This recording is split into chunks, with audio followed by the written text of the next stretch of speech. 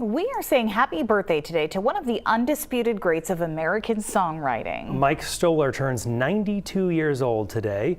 With his writing partner, Jerry Lieber, Stoller helped write some songs you might recognize, like Hound Dog and Kansas City, novelty songs like Yakety Yak, and with Benny King, they wrote Stand By Me. In 2018, the Ogunquit Playhouse put on a musical review featuring the songs of Stoller and Lieber, and Rob Caldwell got to talk with him about how his musical career really began in the 30s and 40s before the invention of rock and roll. I got interested in music when I was about 7 or 8, when I heard somebody playing boogie woogie piano, and it knocked me out. You and Jerry Lieber were both really young. You were, what, 16, 17 years old when you started hanging out together, and at the beginning, you two just wrote, I've read in an interview of yours, you wrote to amuse yourselves. Oh yeah, we did, but we hoped to get people to perform them. Lieber and Stoller got a break in 1952 when a singer named Little Willie Littlefield recorded their song, Kansas City. I'm going to Kansas City, here I come. Sales and airplay of Kansas City were minimal, but they kept writing, and a year later, in 1953, Big Mama Thornton released another Lieber and Stoller song, Hound Dog. You ain't nothing but a hound.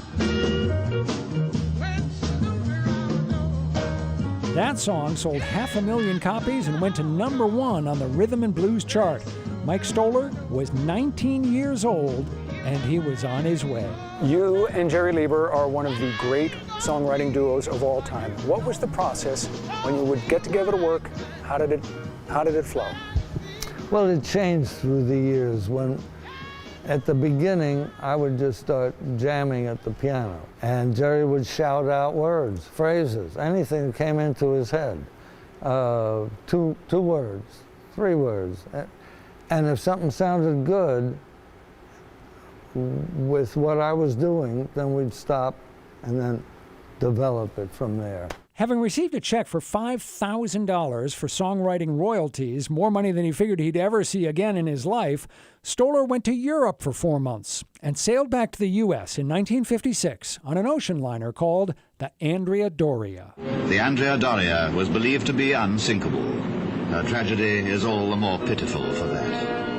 After colliding with another ship, the Andrea Doria sank off Massachusetts, the worst maritime disaster in U.S. waters in decades. Fortunately, eventually I got off in a broken lifeboat and was picked up by a freighter. And from the freighter, I sent a wire to Jerry Lieber. And when I came down the gangplank of the freighter, Jerry ran up to me and said, "Mike, we got a smash hit." The first thing he said to me. You had almost lost your life. There were more than 40 people who died in that sinking, and he's excited, understandably, because you guys have a smash hit. So I said, "You're kidding." He said, "No, Hound Dog." I said, "Big Mama Thornton?" He said, "No, some white kid named Elvis Presley." Well, they said you was high class. Well, that was just a lie. Elvis's version of Hound Dog went on to sell a staggering 10 million records.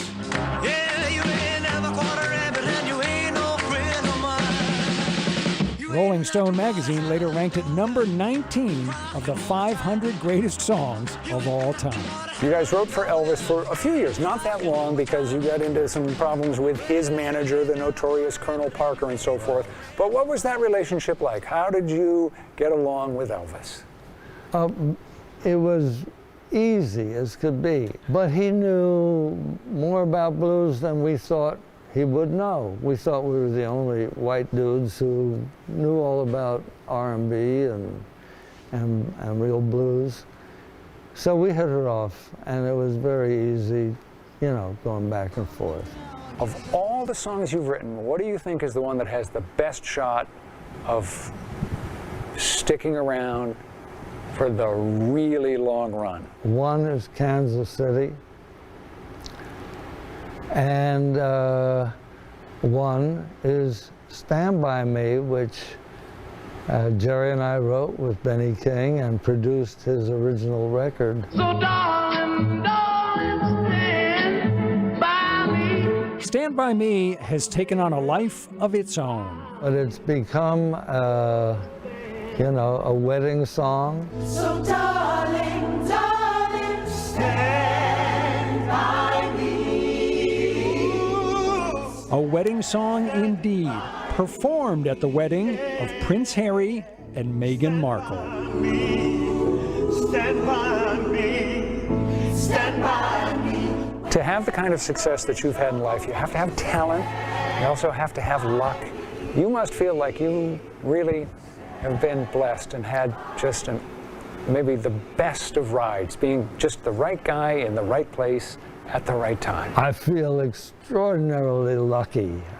Talent, that's debatable, but luck, that's not debatable.